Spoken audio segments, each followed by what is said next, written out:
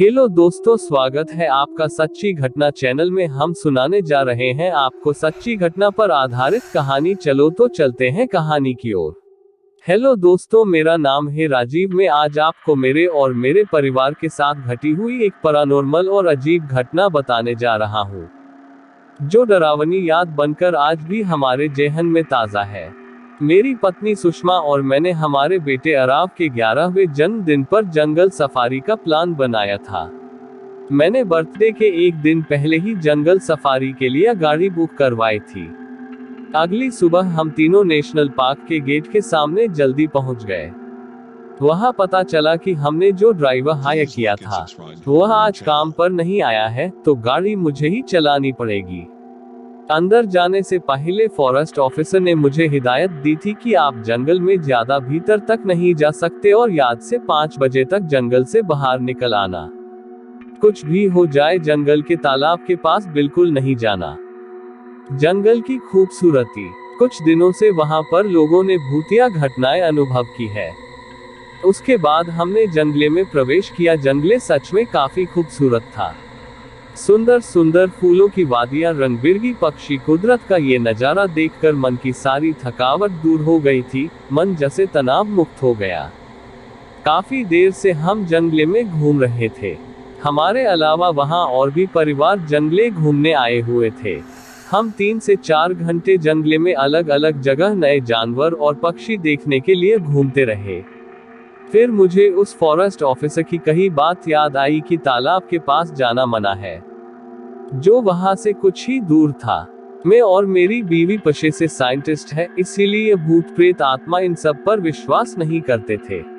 जंगल की खूबसूरती। कुछ दिनों से वहां पर लोगों ने भूतिया घटनाएं अनुभव की है। उसके बाद हमने जंगले में प्रवेश किया। जंगले सच में काफी खूबसूरत था। सुंदर सुंदर फूलों की वादियां, रंग बिरंगी पक्षी, कुदरत का ये नजारा देखकर मन की सारी थकावट दूर हो गई थी। मन जैसे तनाव मुक्त हो गया। काफी देर से हम जंगले में घूम रहे थे। हमारे अलावा वहां और भी परिवार जंगले घूमने आए हुए थे। हम 3 से 4 घंटे जंगले में अलग अलग जगह नए जानवर और पक्षी देखने के लिए घूमते रहे। फिर मुझे उस फॉरेस्ट ऑफिसर की कही बात याद आई कि तालाब के पास जाना मना है, जो वहां से कुछ ही दूर था। मैं और मेरी बीवी पेशे से साइंटिस्ट है, इसीलिए भूत प्रेत आत्मा इन सब पर विश्वास नहीं करते थे। पर आगे जाकर जो घटना हमारे साथ हुई, उसके बाद हमारे विचार पूरी तरह से बदल गए। मैंने गाड़ी तालाब की दिशा में घुमाई। तकरीबन 1 घंटा गाड़ी चलाने के बाद हम तालाब के पास पहुंच गए। ऊपर की कच्ची सड़क पर गाड़ी पार्क करके हम तीनों नीचे तालाब की ओर बढ़ने लगे। तालाब के आसपास काफी घनी झाड़ियां थी। तालाब सच में बेहद खूबसूरत था। वो किसी तस्वीर जैसा लग रहा था। वहां आसपास के वातावरण में एक अजीब सी नशीली खुशबू थी। हमने तालाब के पास 2-4 घंटे बिताए। मेरी बीवी और बेटा तालाब के पानी में खेल रहे थे, एक दूसरे पर पानी उड़ा रहे थे।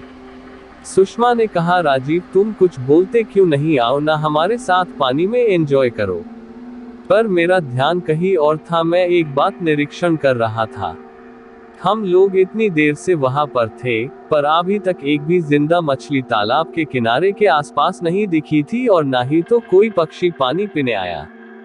फिर मैंने इन बातों को नजरअंदाज किया और पानी में परिवार के साथ खलेने लगा। गहरे पानी में खलेते खलते, किनारे से स्विमिंग करते हुए मैं थोड़ा गहरे पानी में गया था। वहां पानी के अंदर मुझे जो कुछ दिखाई दिया, उसके बारे में मैंने सुषमा और अराव को नहीं बताया। मैंने देखा पानी के अंदर हम तीनों की हमशक्ल जैसी 3 लाशें थी और उनकी आंखें भी खुली थी, मानो किसी भयानक चीज को देखकर डर से हुई उनकी मौत हुई है। मैंने सबसे पहले खुद के होश संभाले और फिर पानी से ऊपर आ गया। मेरे कुछ बोलने से पहले वह दोनों पानी से बाहर निकले गए थे। मैं भी फटाफट पानी से बाहर निकला और हम कपड़े बदल के वहां से निकले। जब हम ऊपर आए तो वहां पीपल के पेड़ के नीचे एक 15 या 16 साल का लड़का बैठा हुआ था। मैंने सोचा कि इतने खतरनाक तालाब के पास यह बच्चा क्या कर रहा है। मैंने उससे पूछा, तुम यहाँ के अकेले क्यों बैठे हो, तुम्हारे मम्मी पापा किधर है? उसने मेरे किसी भी सवाल का जवाब नहीं दिया। वह बस तालाब की ओर देखे जा रहा था। फिर जब मैंने उसके कंधे पर हाथ रखा तो मुझे झटका लगा, क्योंकि वह लड़का बर्फ जैसा ठंडा था। डरावनी बातों की कहानी हिंदी में। जैसे कि मुर्दा घर में रखी हुई कोई लाश।